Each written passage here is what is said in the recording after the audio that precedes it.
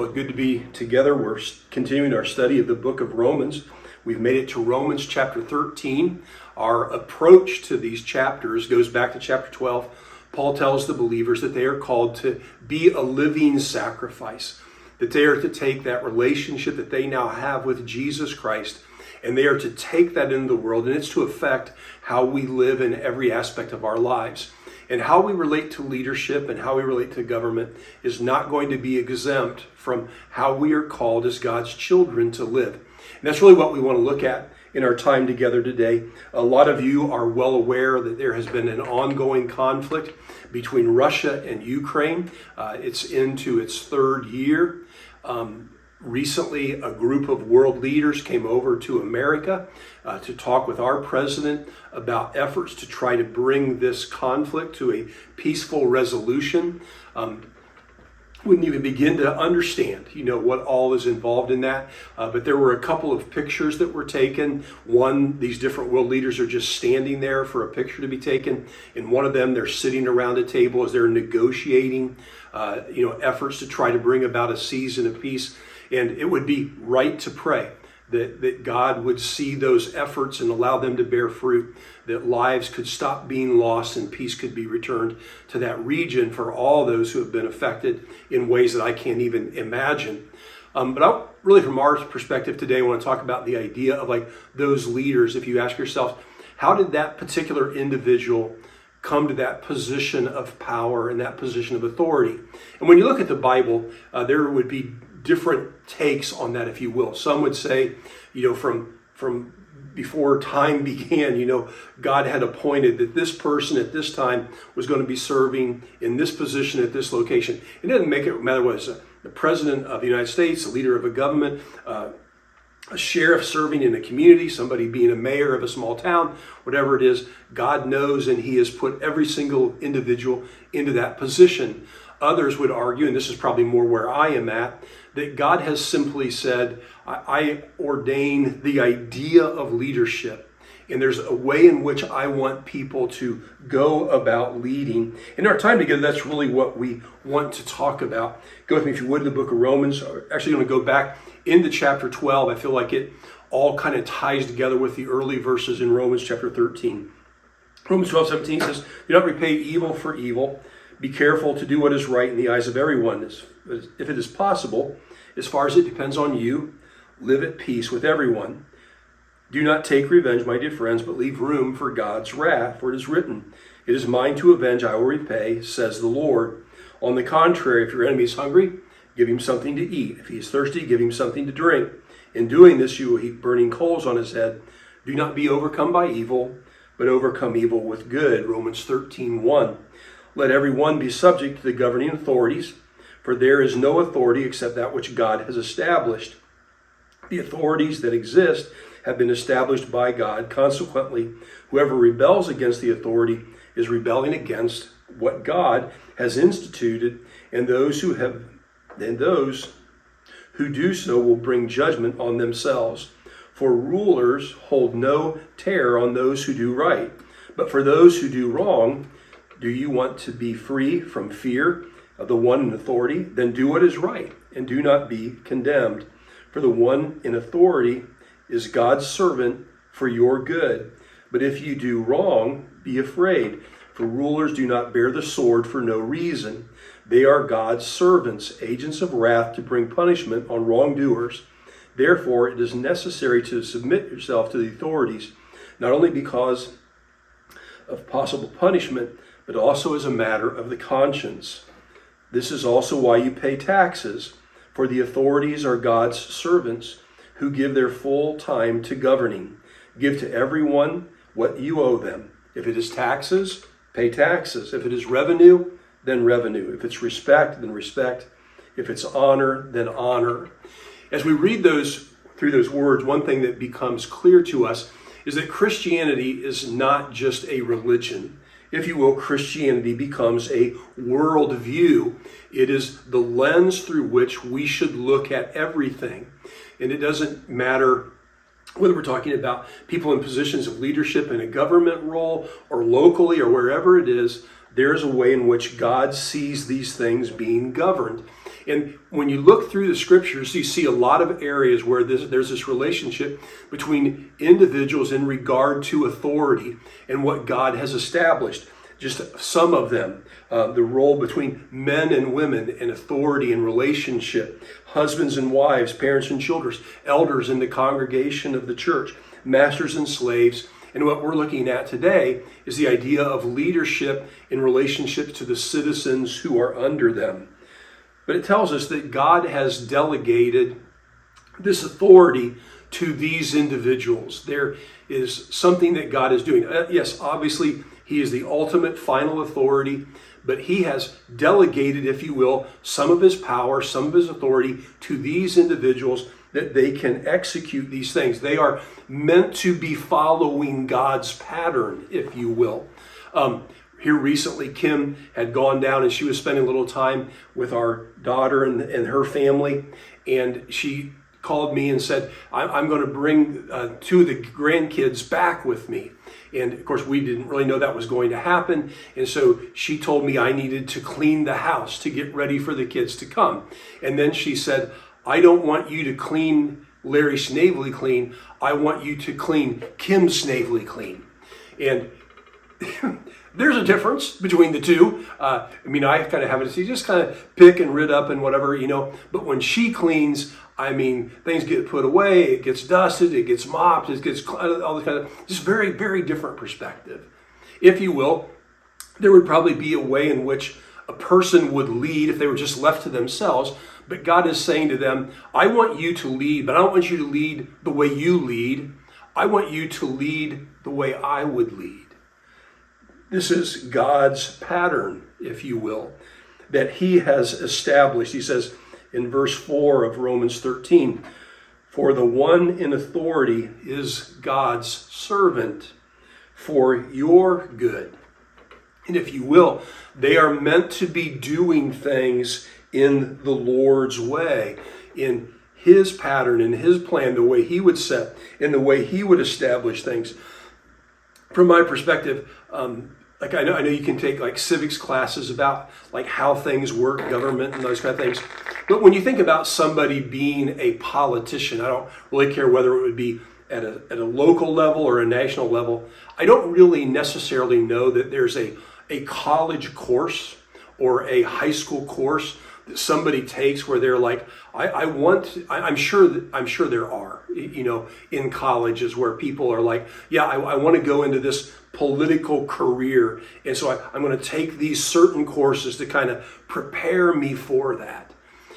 All that being said, I wonder how much of any curriculum like that would have any teachings about what God would say about how you should go about doing the work of being a politician. It says the one in authority, and from God's perspective, He is the one who has given you that authority. And He's saying to them, I want you to be my servant. I want you to go about doing this the way I would go about doing it, in a way that brings honor and glory, if you will, that brings about the good for everybody that you are called to deal with. The one in authority is God's servant. They are God's servant in part.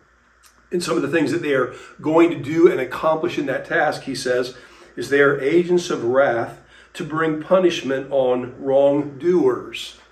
We appreciate that in a perfect world, the leaders would not rely on their own human wisdom, but that they would use the standards but God would use to govern and to lead and to direct people. But when they get together and you think of this tremendous task of this group of people coming together to try to bring peace to Russia and Ukraine, here's my guess, that there probably wasn't a time of prayer to just get down on their knees and say, this is a big problem. And there are big personalities involved. And, we need some wisdom and some knowledge and understanding that goes beyond us if we are going to be able to resolve this. And part of the issue is very few people have, if you will, any interest in any of that. And so we look at these enormous problems, and yet we sit back and we are like, this is what I'm going to trust to resolve all these issues. I'm going to trust human wisdom and human understanding. And if you will, that's pretty limited from my perspective when we look at things, when we try to figure out, what is best for the citizens of a place. What is best for the children of a place? What's the best for the husbands and wives? What's the best for single people? There's 1,000 things to be discussed and considered. And you could appreciate why when you see somebody come into office as a president and what they look like at the end of the term, you begin to appreciate the magnitude of what they have taken on and the physical toll that it plays in their lives. And yet God looks back and he says, this is what I want you to consider. How would I go about doing these things? That our laws that govern us would be in harmony with God's laws and his teachings. That the protections that are put in place are done in such a way so that they are not infringing on the laws of God, but they are upholding the laws of God, because we have this belief that God is looking out for what's best and for the good of all people. Now, we respect that very few people are going to agree with that. This is the culture and the world that we live in. But we still, from our perspective as Christians, when we look at who we should be looking for to fill these offices, whether it's our sheriff or the school board or our governor, whoever it is, we feel like they should have these values and these standards that we are looking for. And we appreciate that there are times when laws are going to be made and they don't really go against God's law. They're just are, like they exist because of where we are. Like the Bible doesn't talk anything about speed limits, right? Probably wasn't an issue at all back then, but now we have them. But because we do have speed limits as Christians, we are called to follow them. I shouldn't say kind of. We are called to follow them and to obey them. But there are times where you're driving around and they don't always make a lot of sense to us. I travel a lot through a small town in our area, and when you come into town, it's the speed limit's 55. I chronically speed, so that's not what I'm doing. But when you get outside of town there, and it's 45, and then it drops down to 40, and then it comes down to 35, and I'm kind of like, there's houses on both sides. I don't understand why it's 45, 40. It seems like it should be just be consistent, be 35 all the time. You turn down this road and it doesn't look like any other road, but the speed limit there is 25 and over here is 35. And I'm kind of like, can't we just kind of all get on the same page about where you are and what the speed limit should be so it's not all over the place? But it doesn't really matter, right? Just speed limit, who cares? But then there are times, if you will, when the laws of man conflict with the laws of God. And we know that those things exist in our world, and they always have been. We can go back into the Old Testament, and the king, I think it was Nebuchadnezzar, who had this big statue put up and was, forcing everybody, when an instrument is played, you have to bow down and worship me. Well, there were people who worshiped the one true living God. And when this command was given, they're like, no, we're not going to do it. Well, when word got back, he was mad, throw them all in this fire. And Shadrach and Meshach and Abednego, their response to that is, we do not need to defend ourselves before you in this matter. If we are thrown into the blazing furnace, the God that we serve is able to deliver us from it. And he will deliver us from your master's hand. But even if he does not, we want you to know, your majesty, that we will not serve your gods or worship the image of gold that you have set up. The authority had put into place a law that was contradictory, not to their take on things, it was contradictory to God's take on things. And when those laws come into existence, then it is okay for the believer to say, I'm not going to follow that authority. I'm going to go a different direction. The book of Acts chapter 4, Peter and John have been preaching and teaching, and the Sanhedrin has commanded them, it says, not to speak or teach at all in the name of Jesus. But Peter and John replied, which is right in God's eyes, to listen to you or to him? You be the judge. As for us, we cannot help but speak about what we have seen and we have heard. And we appreciate that the things that happened in the Old Testament, some of these things they even happen today. A while back, our nation saw fit to say that we will recognize marriage of anybody, not just a man and woman anymore, but two women can marry, two men can marry, and that is the law of our land. We appreciate that as a church, but we are not going to follow that law. We will have our biblical standard, and that is where we will stand.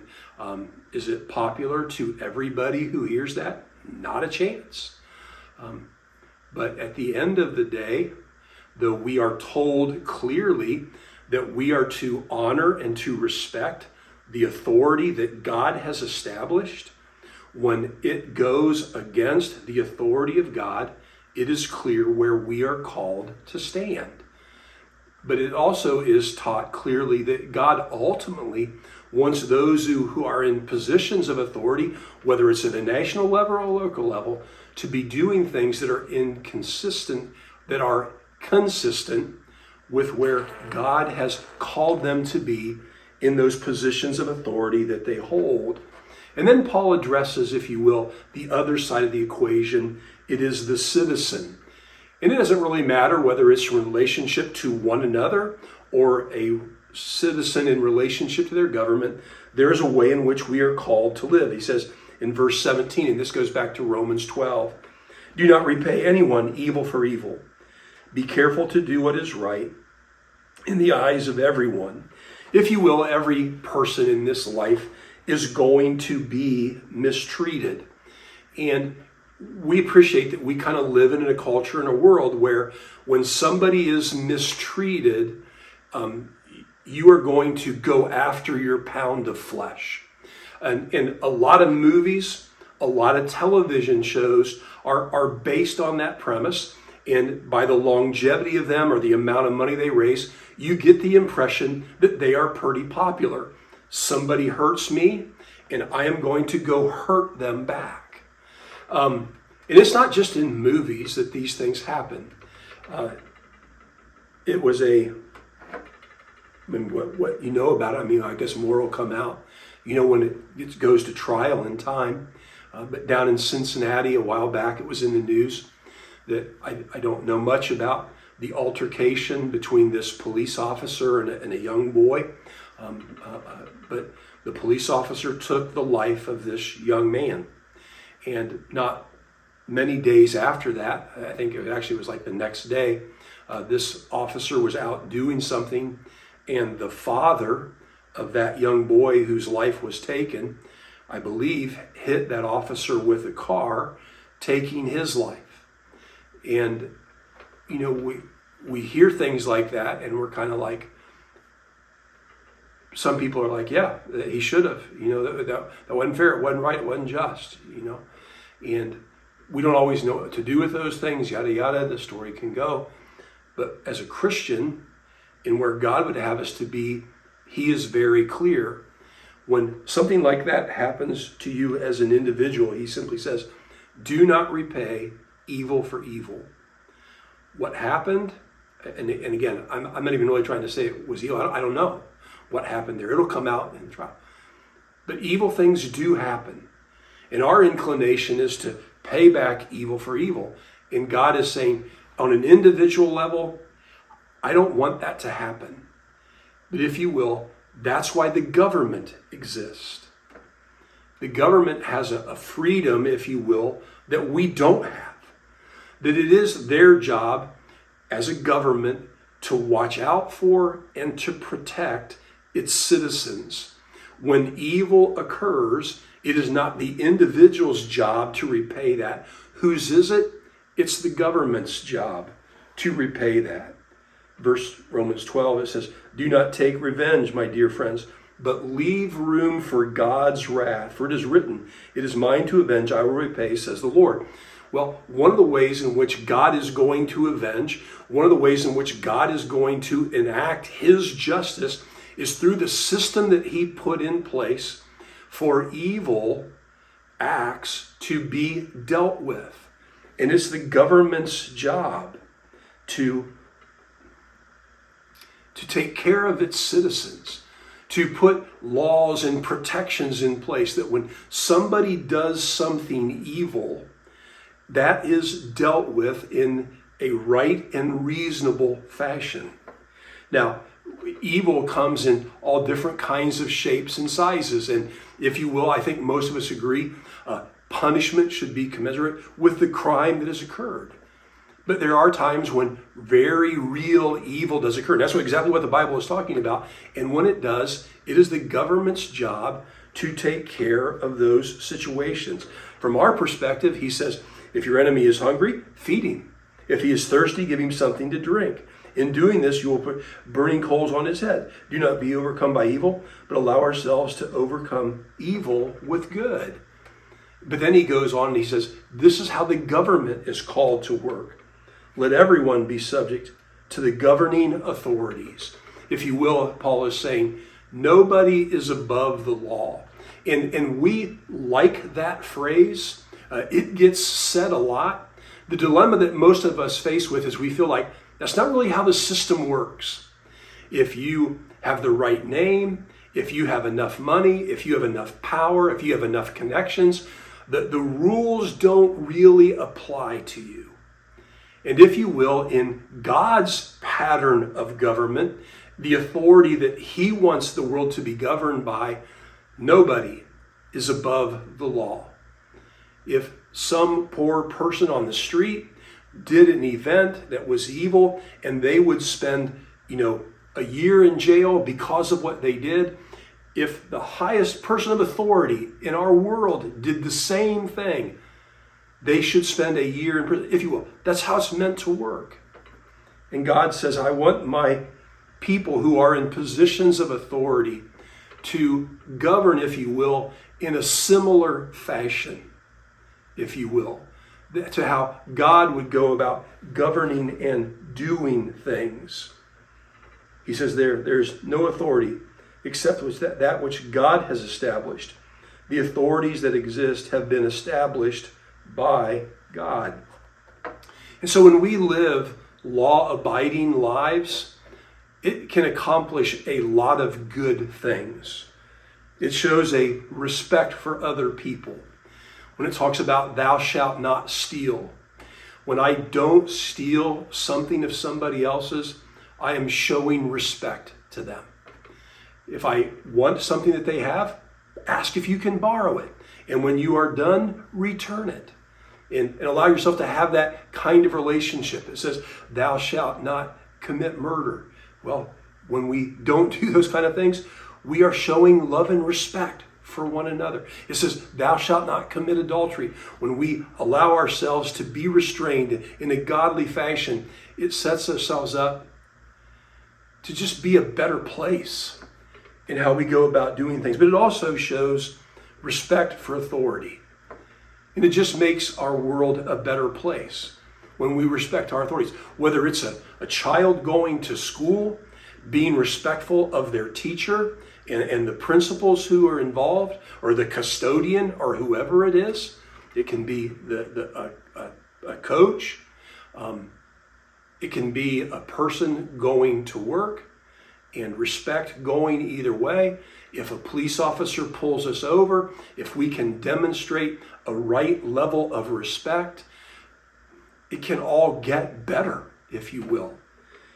But it's also a respect for God, that he has established this pattern that he says, if we can just allow ourselves to live under these constraints, our world can simply be a better place to live.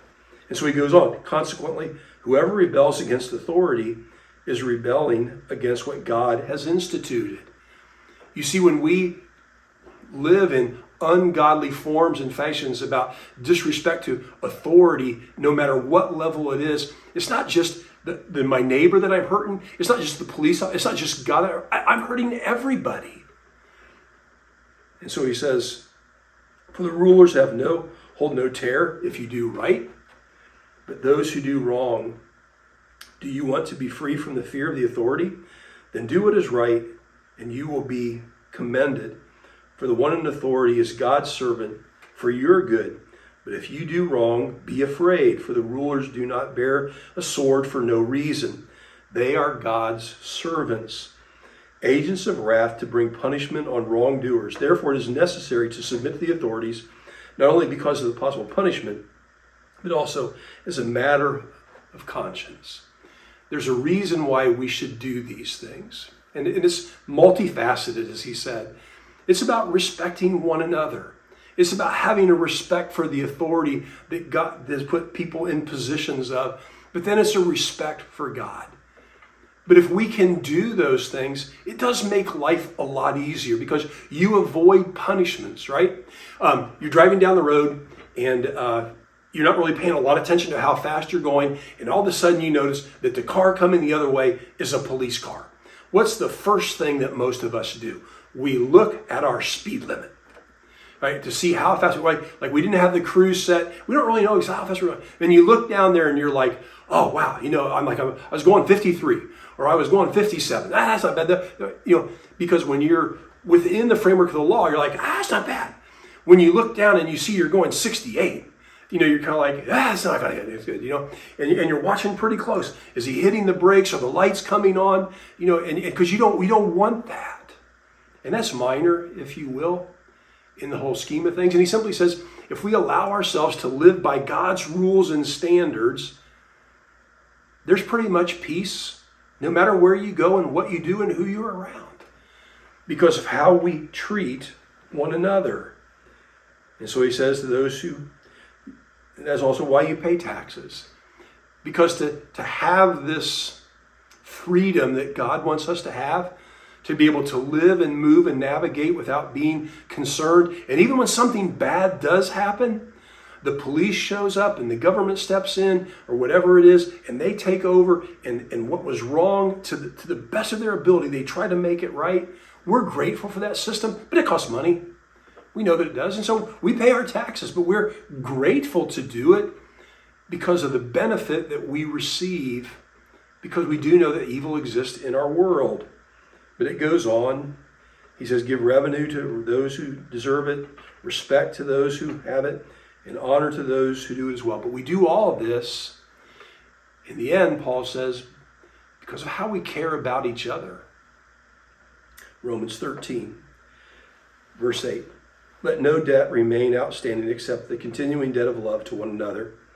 For whoever loves others has fulfilled the law. The commands, you shall not commit adultery, you shall not murder, you shall not steal, you shall not covet.